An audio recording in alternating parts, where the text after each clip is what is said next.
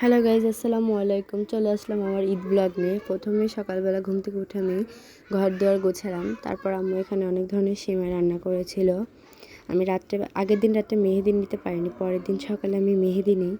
তারপর গোসল করে এসে এখানে আম্মু আমাকে সেমাই দেয়, সেমাই খাই। তারপর আম্মু আমাকে খিচুড়ি দেয়, খিচুড়ি খাইলাম। তো এখানে বাবা নামাজ কালাম পড়ে এসে সবাই গরু রেডি করছিল কুরবানি দেওয়ার জন্য। তারপরে মাংস কাটার পরে এখানে আমরা মাংস ভাগাভাগি করছিল, তো মাঝখানে ক্লিপগুলো আমার আর নেওয়া হয়নি। তারপরে আমি রান্নাঘরের দিকে যাই, দেখি আম্মু মাংস রান্না করতেছে। তো ফার্স্টে আম্মু দিল পেঁয়াজ কুচি দিল, তারপরে দিল রসুন বাটা, তারপরে দিল আদা বাটা।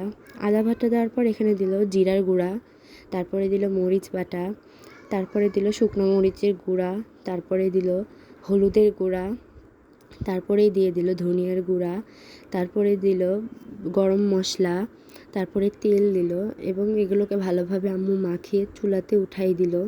তারপরে আমি বিকালে ছাদে যাই ছাদটাকে ঘুরে দেখার জন্য। আমাদের ছাদের গাছে এবার অনেক আম ধরেছে, তো এগুলোই ঘুরে ঘুরে দেখছিলাম যে কেমন আম ধরেছে, আম পাকা আছে কি না।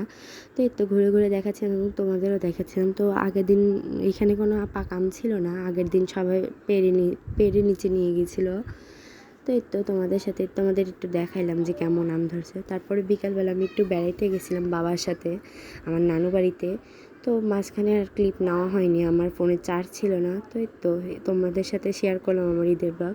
আজকে এই পর্যন্ত, দেখা হবে নতুন কোনো ব্লগে। আল্লাহ হাফেজ।